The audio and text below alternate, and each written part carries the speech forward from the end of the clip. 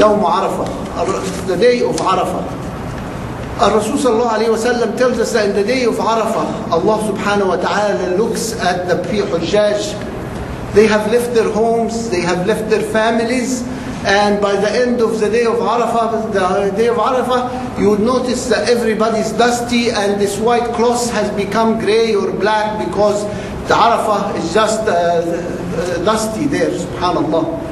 And yet Allah subhanahu wa ta'ala looks at the Hujjaj and says, they have given everything for me, and I have forgiven them, subhanallah. And Rasul sallallahu alayhi wa sallam tells us that in this day the shaitan is sitting there and saying, all my hard work all year has gone. I have made them to do sins and mistakes, and Allah subhanahu wa ta'ala has forgiven them all. Subhanallah. It is the worst day for a shaitan. It's the day of Arafah because Allah subhanahu wa ta'ala forgives.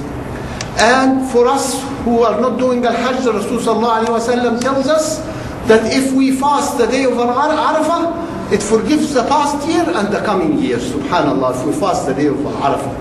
And what is the day of Arafah? It's not what we say according to the calendar. It is the day that the Muslims are standing on Mount Arafah, where all the millions are asking Allah subhanahu wa ta'ala forgives.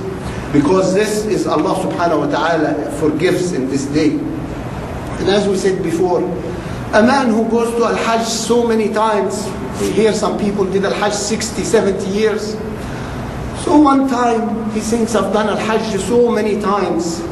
And then he says, Ya Allah, I dedicate this Hajj for anybody who stood at Arafah and was not accepted from him.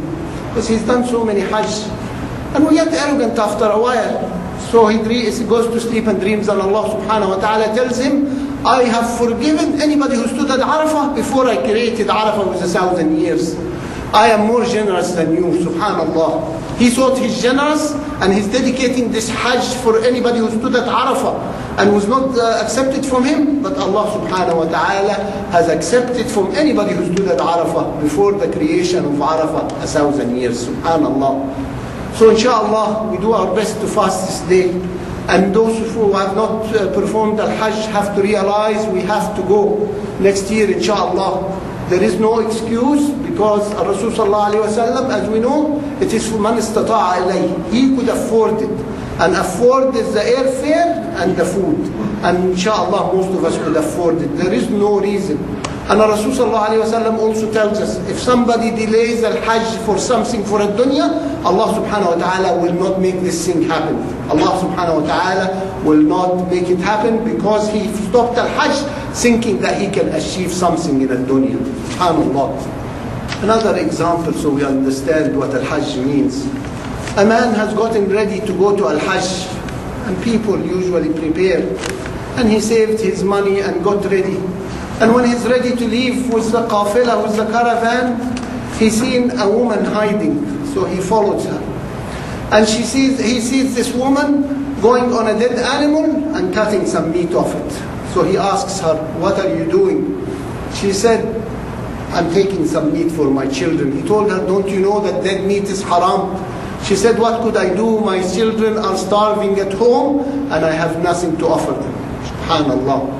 So what does this man do? He puts his hand in his pocket and all the money he had saved for Al-Hajj, he gives it to this woman and goes home. And he goes home and tells his family, hide me, tell the people I have went to Al-Hajj and I will not go out till the people come back.